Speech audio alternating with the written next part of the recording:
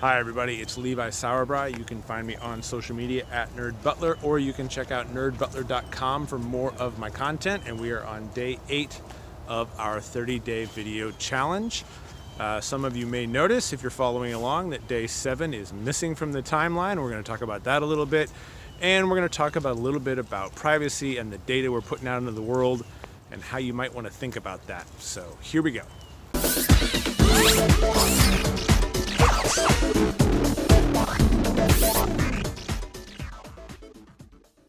Those of you following along on our 30-day journey of trying to do better video will notice that day 7 is now distinctly missing. And the reason for that is I was doing a demonstration with someone's phone involving their photos, and I did not think about it, didn't mean to do anything nefarious, but I posted the video and it showed some information in the photos that the person I was borrowing the device from was not super excited about. So we took it down because they asked, and that was the correct thing to do.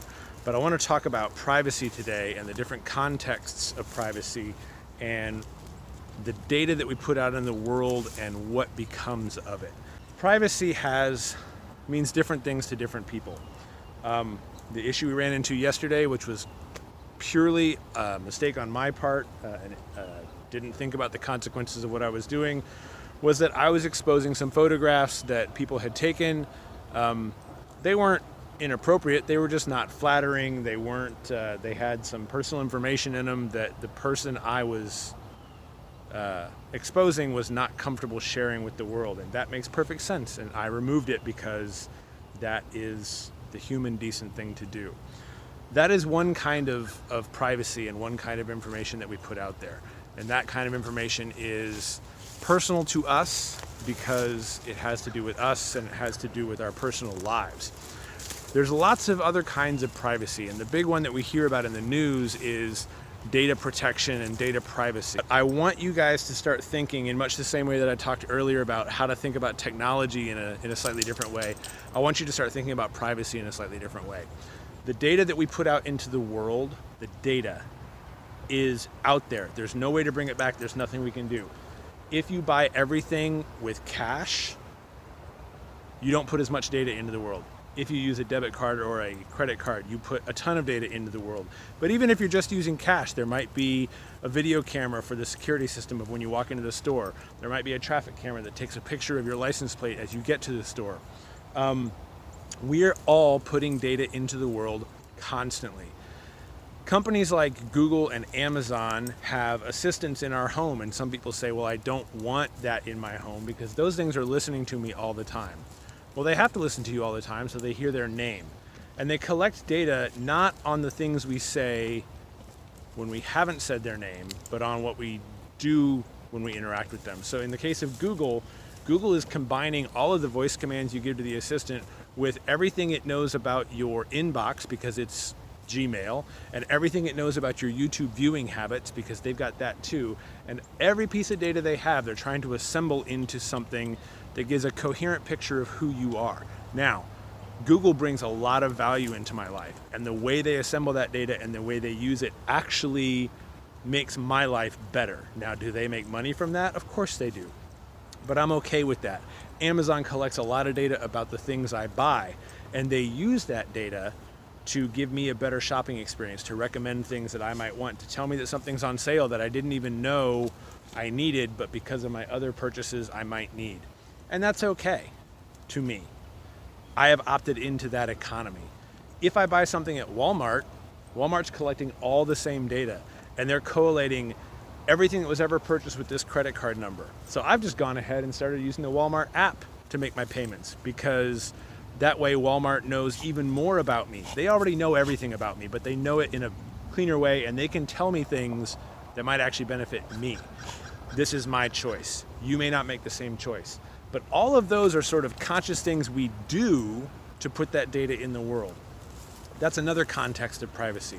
The third context of privacy that I think is really important and that most people don't consider is privacy around data that you did not voluntarily contribute and are not aware is being collected. So what that means is financial institutions, insurance companies, anyone you're making a major purchase from. So the banks know a ton about you. They know your credit rating, they know your purchase history, they know any large purchases you've made, they know if you've ever been bankrupt. The medical industry knows a tremendous amount of information about you, not just your doctor, but the insurance companies. They know every lab you've ever gotten. And I'm not talking about the banks you do business with or the insurance companies you do business with. I'm talking about all of them have access to this data. So that when you come to them and say, I'd like to sign up for an insurance policy, they don't ask you to provide a bunch of information. They just go out and look up all the information they already have about you and decide if they're going to give you insurance and how much it's going to cost. This is the third kind of privacy that I think people don't think about. And the reason you should consider it, and the reason I hope that if you are a politically minded person, you might send a letter to your senator or something like that, is that these companies that collect this information sort of without our explicit consent and without our explicit knowledge have every bit as much information as Google and Amazon do.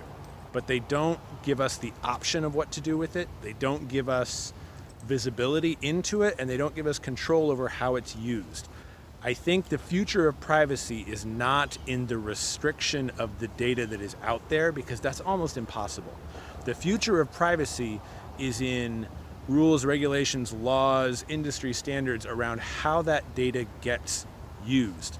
This data is all being collected regardless, but it should be a criminal offense if your company is breached, if you are careless with the data that you have collected, if you allow that data to be taken by a third party that did not have authorization to do so. In addition, I think it should be a criminal offense for you to use that information in certain ways. Should an insurance company be allowed to raise your rates because they know that your entire family has had a heart attack in the past? Should they be allowed to give you a better rate if they know something about you that is specific to you and not necessarily a part of your demographic? So I am a married white male, age 45, height, weight, eye color, hair color. If I take everyone just like me and group them together and average it, that's fine. But if I take just me and say you are getting a personalized rate, higher or lower, because of data we know about you, there needs to be regulations around that. I'm not saying it's a terrible thing, but we don't think about data that way right now. So 3 kinds of privacy I want you to think about. There's privacy where you're explicitly giving your information to someone or something else. There's privacy where through your actions and activities throughout the course of your day, you are giving data and information to someone or something. And this is, your credit card purchases, which ads you click on when you're on the internet, that sort of thing. And the third kind of privacy involves data that we are unaware is being collected and we are unaware is being used, and we have no way of accessing even if we wanted to, even if we knew about it. The collection of your data is happening every moment, every second, every time of the day. You are being profiled and data is being collected. It's time for us to start thinking about how that data is used and what we should set as a norm for using that data. All right, I've been talking for a while. We're out here on a beautiful walk. My puppy's going crazy. She really wants to get some stuff done. So we're going to sign off for today. This has been day 8 of the 30-day video challenge. I appreciate you guys tuning in. We will get this one posted up later today. Tomorrow will be day 9. We're going to keep going until we hit 30. If you guys have any questions or comments, you can find me at Nerd Butler on social media, or you can send me an email at levi@nerdbutler.com, and we will work that into the mix. We will talk to you all later. Bye.